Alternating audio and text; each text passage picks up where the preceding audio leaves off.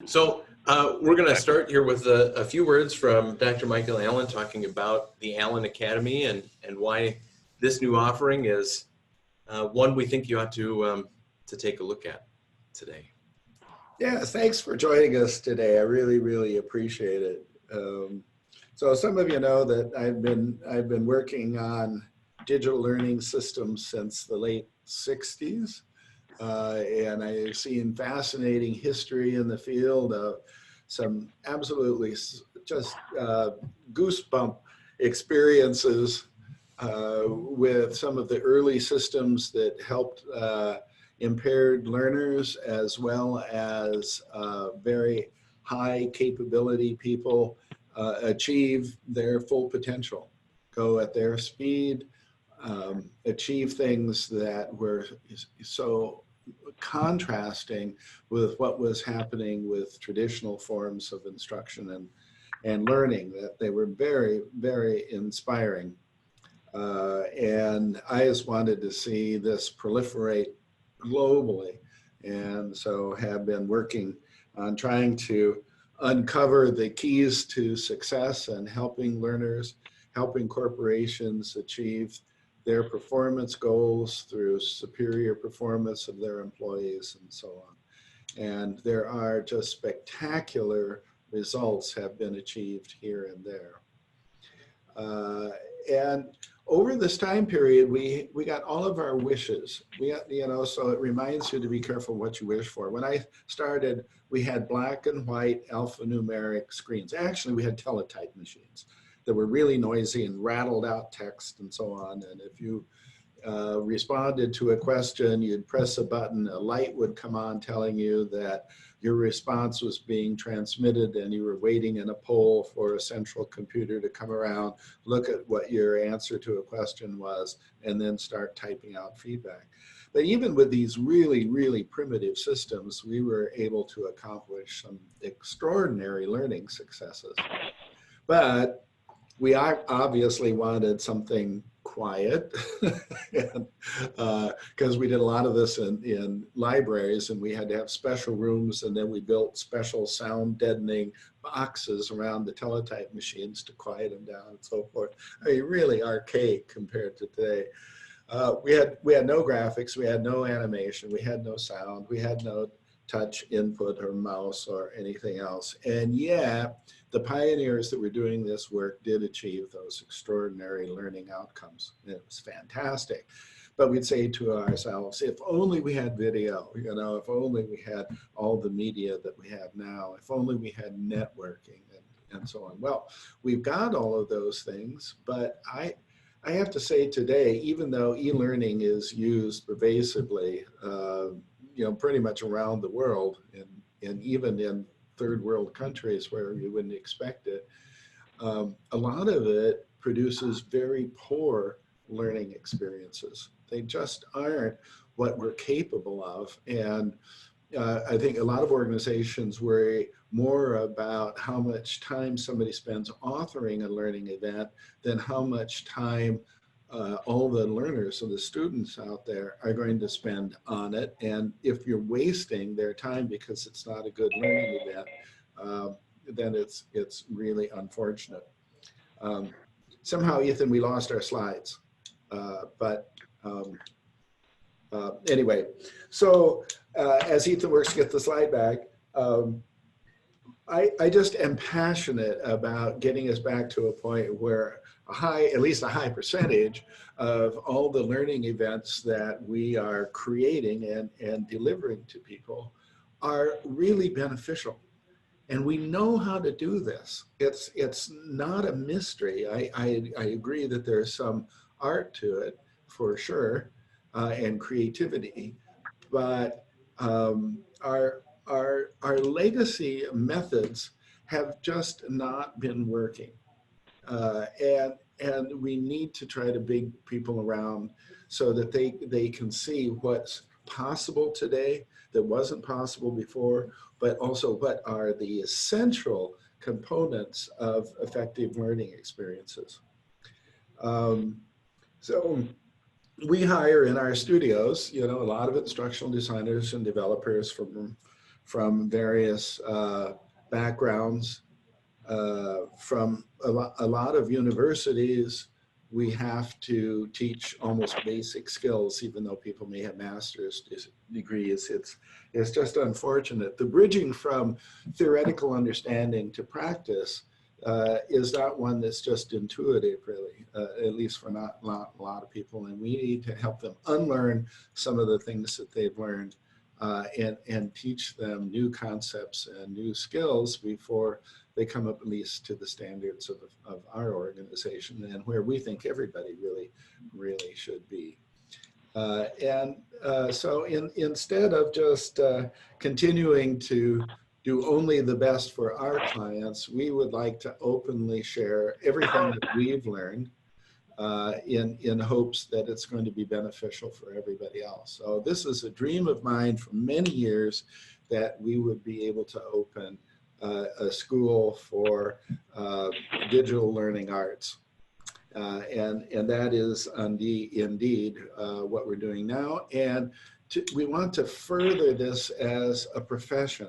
And we want people who are outstanding in this field really getting the recognition that they ought to have, so that other people will aspire to that same level of competency and help improve the learning experiences, regardless of whether it's in an institution or self-study or wherever it is. We just want those learning experiences to be really beneficial. I have this kind of maybe silly notion that if the world were better educated, the world would be a happier place and we would get along with each other better. And I think it's worth giving it a shot anyway to get there.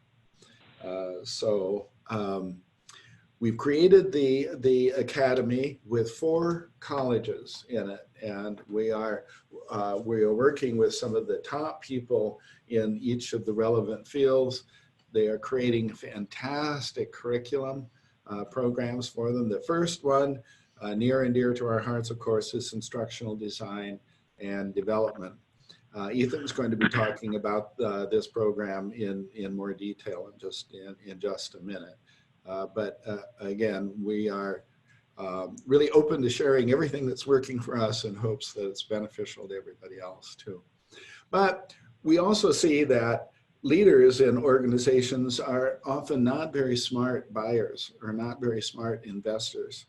The things that appeal to them because they're shiny and glitzy may not be really great, effective learning experiences.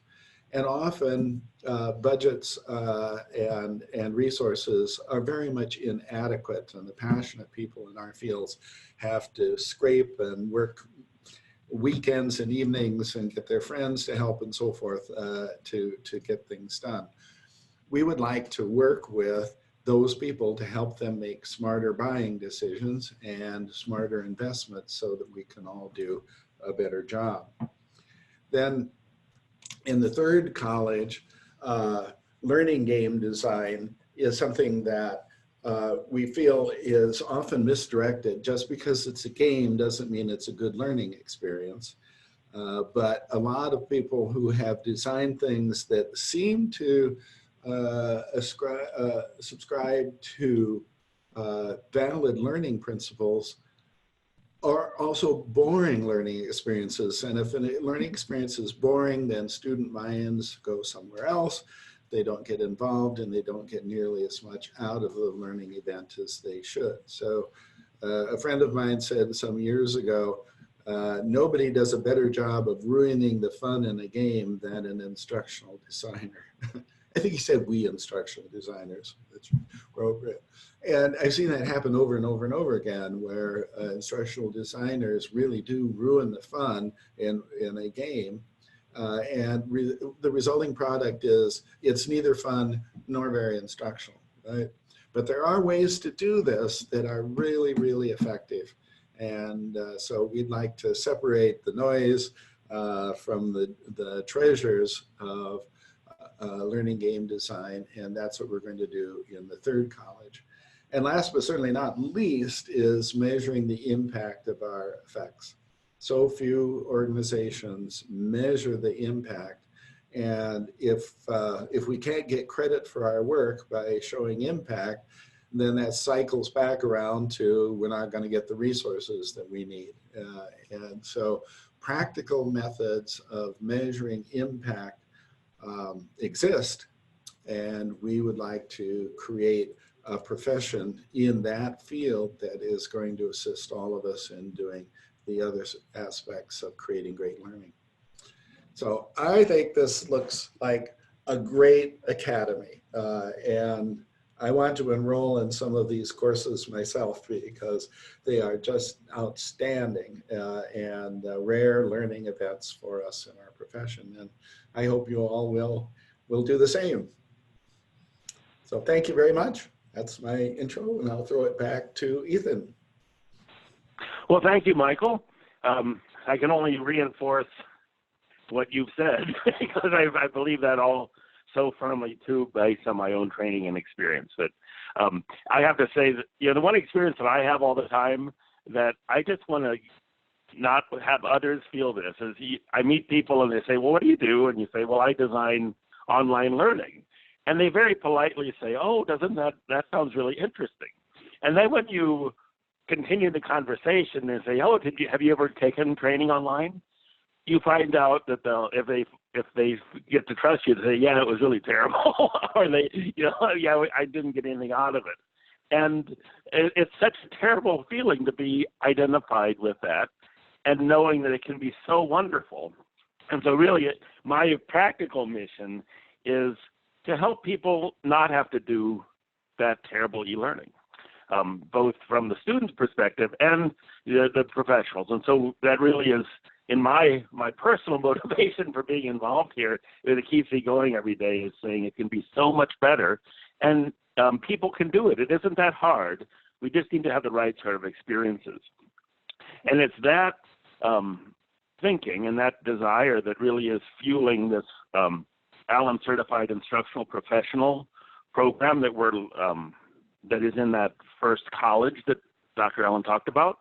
And we are having a new cohort of that starting in January. We've been doing it, and we're going to have a new group, and hopefully you might be interested in joining that group.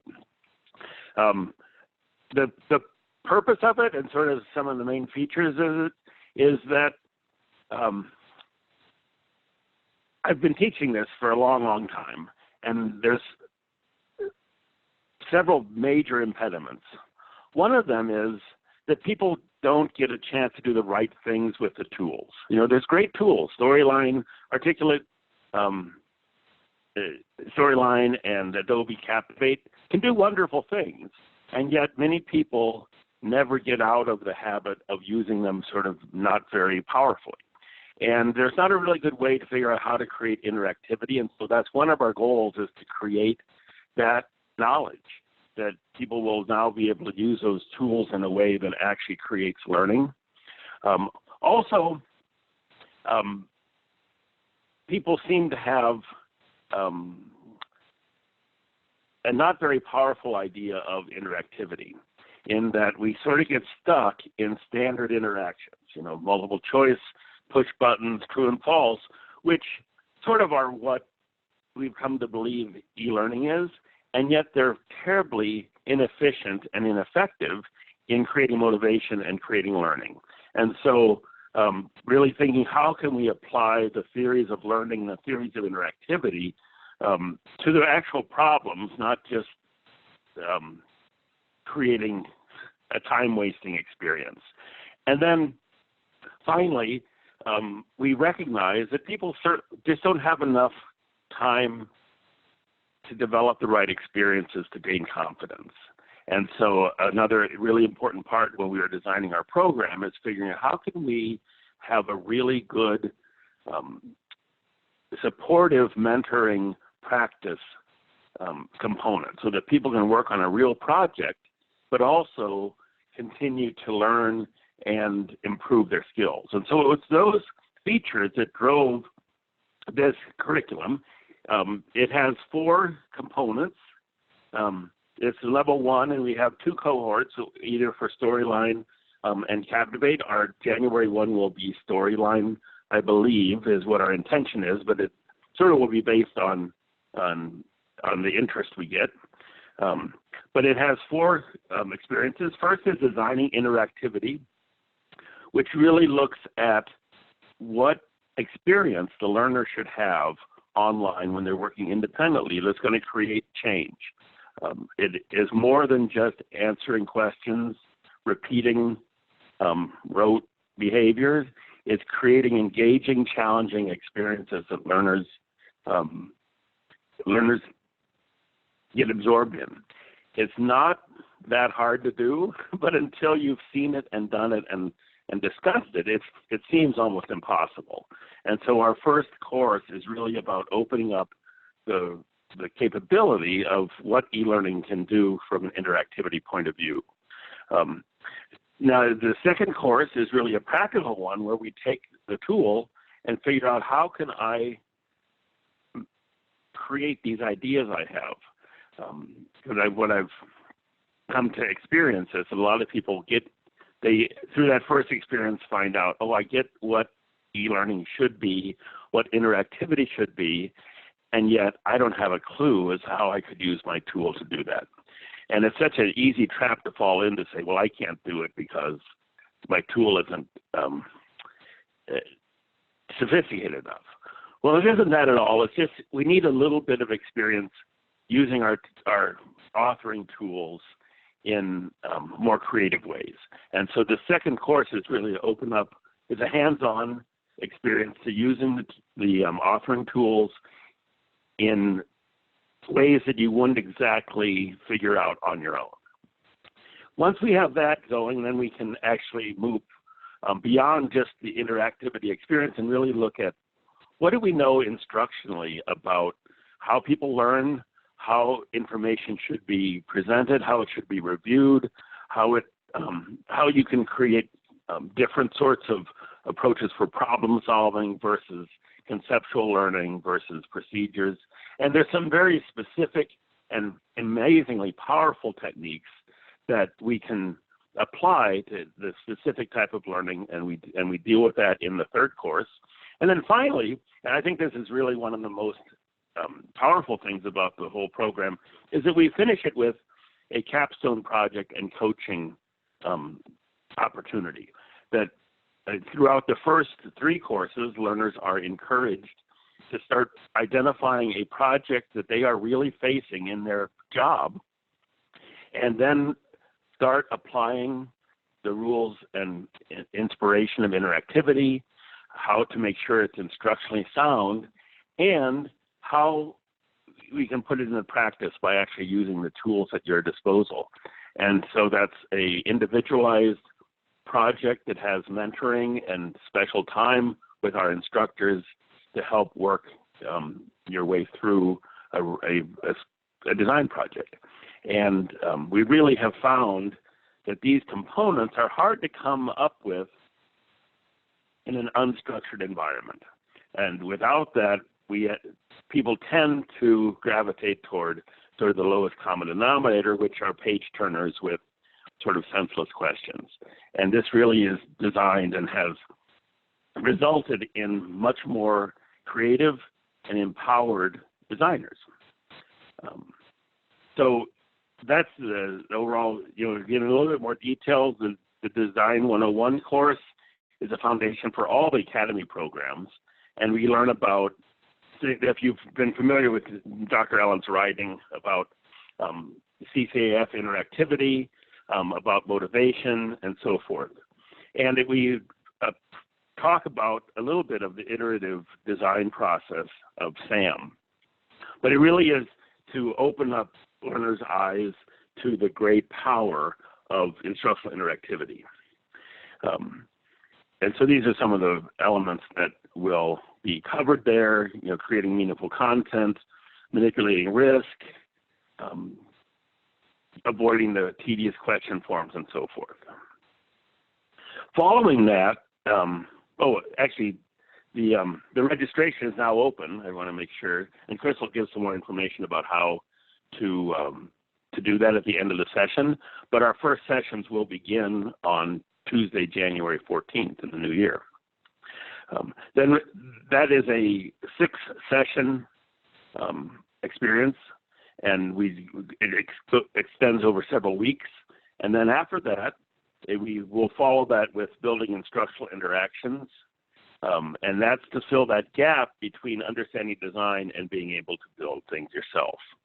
And what we do there, it's a technique we've had great success with, is what we call brain teasers, that we work together in illustrating some new techniques or some unexpected ways to use the tools.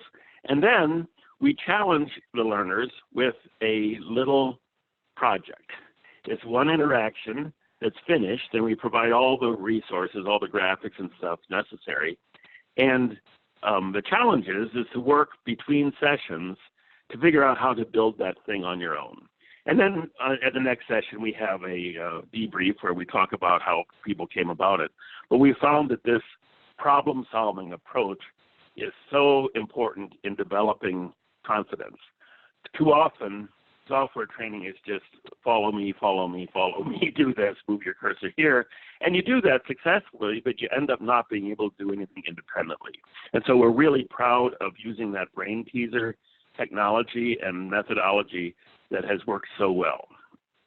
And so we go through a really nice tier of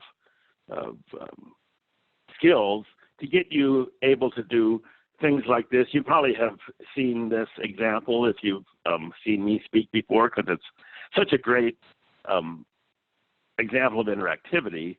And it isn't that hard to build, but it is sort of impossible to build if you don't have some of these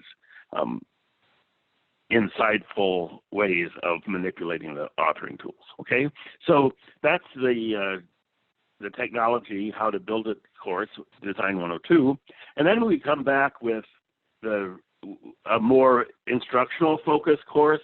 And once we're familiar and comfortable with interactivity, then we can apply. So how do we know about how the brain works? How can we get the content from SMEs and translate that into instructional formats? How do we write particularly effectively for interactivity? And then just really important techniques to make sure that what we do in e-learning is going to stick. How do we transfer those skills to the work environment?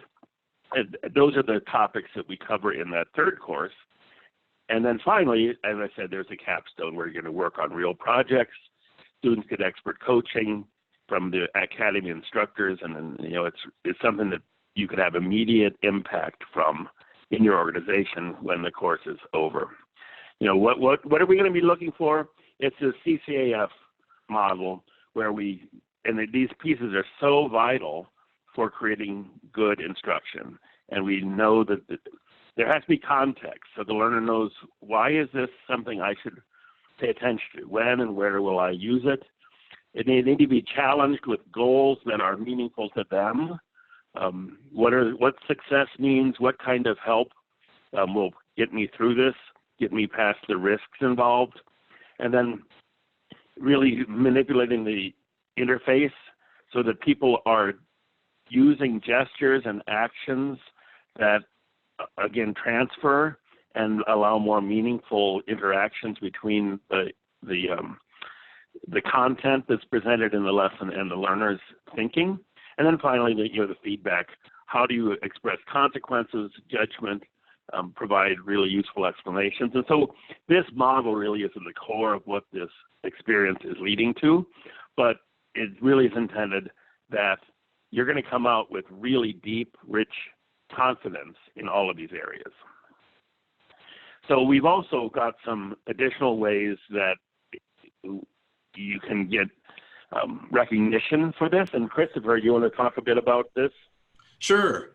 We've partnered up with Credly, and we are using their Acclaim platform to issue digital credentials upon completion of a program like this. And what I think is so neat about their platform and digital credentials like this is, unlike a badge that might sit someplace and feel like a gimmick, this is really meant to be something that is highly shareable and points back to real evidence.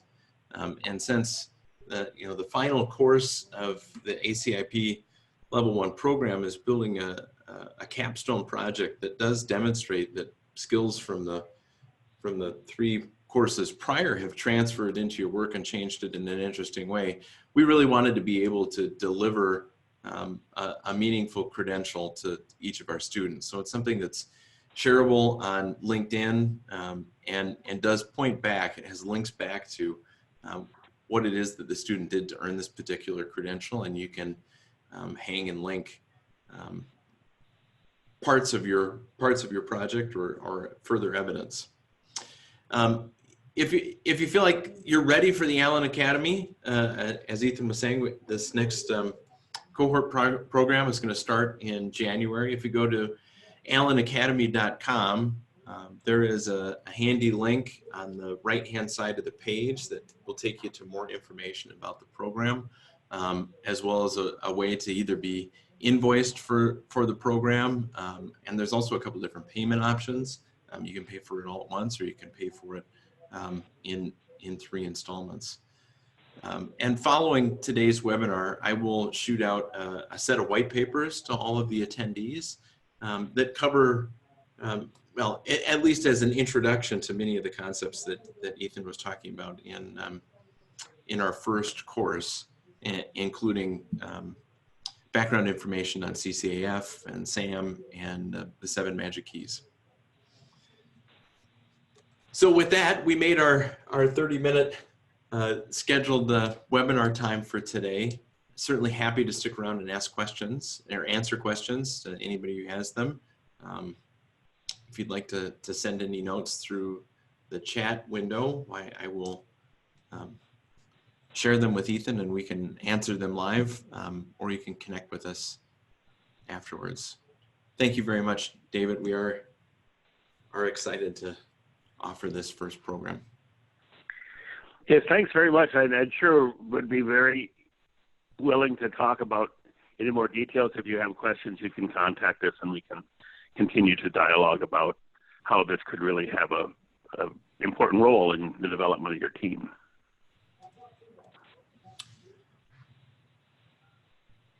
This next cohort, which starts in January, it will be all virtual training. We've mixed and matched with the first cohort that we offered, including at least 1 course face-to-face. Expect future opportunities in 2020 to be a mix of virtual and face-to-face. But starting in January, that next cohort is all virtual.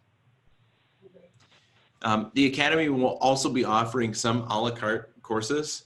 We're working with a slew of industry experts to create additional content that builds on top of this particular program. And we are looking at ways to manage students so that they can go through this program 1 course at a time as it fits their schedule. Rob is asking how long we're expecting it to take. The cohort program takes about 3 months to get through, and it's a combination of 6 2-hour virtual meetings per course, with some additional homework time required. Yeah, each offering is going to vary a little bit because we work around major holidays and so forth, and have a break week between courses, and so depending on exactly where it lies, it may take a couple more weeks or a couple less. But we're looking at roughly a 3-month footprint for each program for the total 4 courses.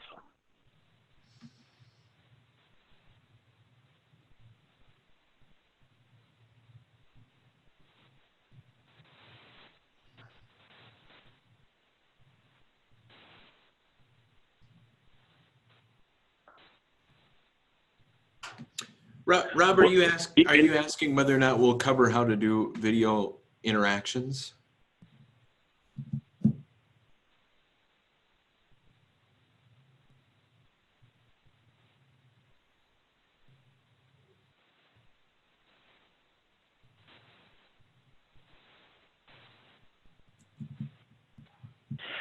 Yeah, if you are asking that, we certainly do talk about that both in terms of interactivity, you know, how video adds to and sometimes detracts from video, from instruction. And so we really, and we talk about how to incorporate it from a technical point of view, but it certainly is one of the media that is central to our tools as we're talking about how can we best engage learners.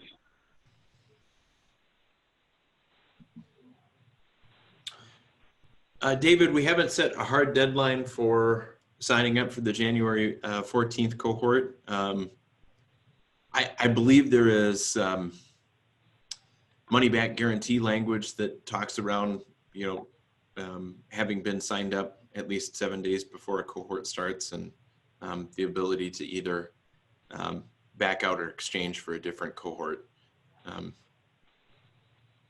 I certainly can direct you to that language after this webinar.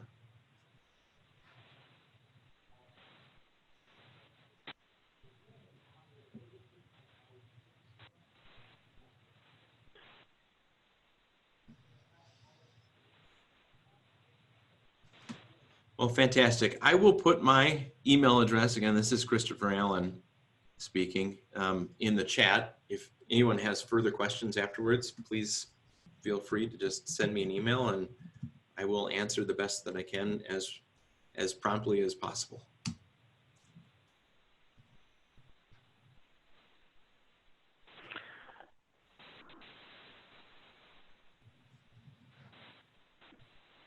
Well, thank you for taking the time to spend with us. We would love to have more contact with you, and if any of this sparks your interest, sure let us know and see where that can go. All right. Thanks very much, Ethan. Talk to everybody soon. Thank you, Christopher. Yeah. Yep.